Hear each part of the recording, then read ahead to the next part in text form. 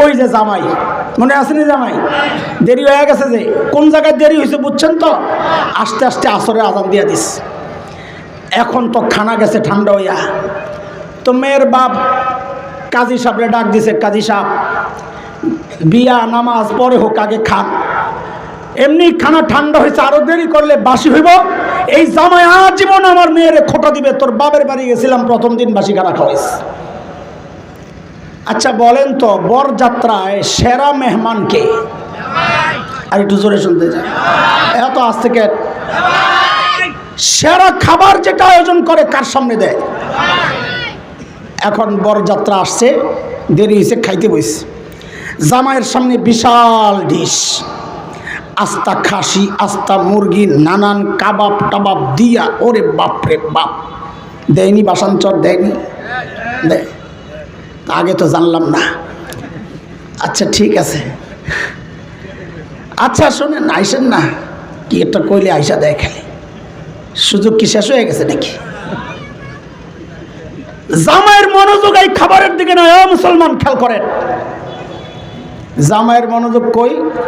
প্যান্ডেলের বাইরে ডেকোরেটরওয়ালারা ময়লা ফালানোর জন্য একটা ভাণ্ড রাখছে, যে ওই জায়গায় তাকায় দিস। জামাইও কিন্তু স্মার্ট জামাই। কোন জামাই? পোলাবাইন বলতে একটু সুন্দর করে, জোরে জোরে জোরে। স্মার্ট জামাই, অনেক শিক্ষিত। সুবহানাল্লাহ। জামাই ওই ভান্ডের দিকে তাকায় রয়েছে। ভান্ডের মধ্যে কি আছে? ছোট্ট বাচ্চারা যে পোলাও খাইছে, নাকের শ্লেষ্টা লাগানো আঠালো পোলাও নিয়ে ফেলাইছে। মুরগির টাইনা গোস্ত মোস্ত খাইয়া হাড্ডি নিয়ে ফেলাইছে। লেবু চিপ্পা রস খাইয়া ছিলকা নিয়ে ফেলাইছে। জামাই বাবু তাকায় রয়েছে ওদিকে। কোন জামাই জানো? স্মার্ট জামাই। কিছুক্ষণ পর ভাব একটা লইয়া উঠে গেছে, যায়া ওই ময়লার ভান্ডের সামনে যাইয়া বসছে। বৈশা ওখান থেকে হাড্ডি একটা হাতে লইছে, পোলাও দুগা মুখে দেয়, আর হাড্ডির গোস্ত নাই, দেয় কুত্তার মতো ক্যাট করে একটা চাপানি। লেবুর ছিলকায় রস নাই, ছিলকায় দেয় চাপানি। খুব গর্বের সাথে খাইতেছে বাপ নিয়া। কোন জামাই? শ্বশুর গেছিল, শাশুড়ি একটা পায়েস রান্না করছে স্পেশাল, ওটা আনতে ঘরে গেছিল। ঘর থেকে পায়েসের বাটি আইনা দেখে জামাইয়ের জায়গায় জামাই নেই। কিরে জামাই গেল? খুঁজতে খুঁজতে খুঁজতে খুঁজতে দেখে জামাই যেখানে বসা, আসলে ওখানে বসার কথা কার? কুকুর বললেন না, কুত্তা। ঠিক, কারণ খোঁচার জায়গায় শব্দ বিকৃতি করে বলতে হয়। আমি বলার জন্য বলছি না, কিন্তু এটা বাস্তবতা।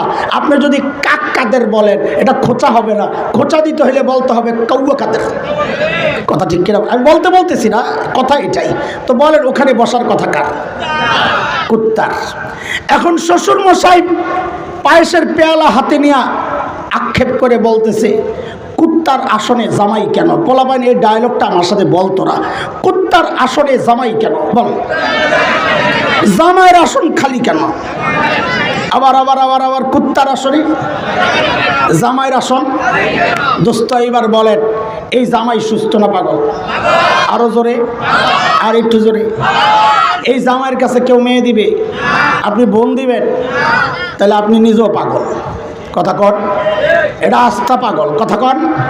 দোস্ত ভাবতো লও দুনিয়ার সব কিছু তোমরা, কিন্তু মনে রাখো তুমি কিন্তু এই জমিনের সেরা মেহমান ছিলা, খায়রু উম্মাহ। আল্লাহ তোমাকে সর্বশ্রেষ্ঠ উম্মতের স্বীকৃতি দিয়ে সর্বশ্রেষ্ঠ আয়োজন তোমার সামনে ছিল। নবীজির শ্রেষ্ঠ আখলাক, খুলুকে আযীম, এইটা ছিল তোমার সামনে। তুমি সেরা মেহমান, সেরা আয়োজন বাদ দিয়া তোমার এগুলা ভাল লাগে না। তোমার ভাল লাগে ওদের দাড়ি কাটা, আবার নাম দাও মুসলমান, আবার ভাবলাও স্মার্টগিরি দেখাও। তুমি ওদের মতো করে দাড়ি কাটো, ওদের মতো করে চুল রাখো, ওদের মতো পোশাক পরো। নিজের বিবিকে হিন্দি সিনেমার নষ্টা ভ্রষ্টা বেশ্যাদের পোশাক পরাও, বিয়ে শাদীর প্রোগ্রাম সাজাও, ওদের হিন্দি সিনেমার সিরিয়াল দেখা। খোদার কসম, তুমি ভাবলইতে পারো বহুত কিছু হয়ে গেছো, মনে করতে পারো আল্লাহর আদালতে তুমি পাগল ছাড়া কিচ্ছু না। আস্তে একটা পাগল।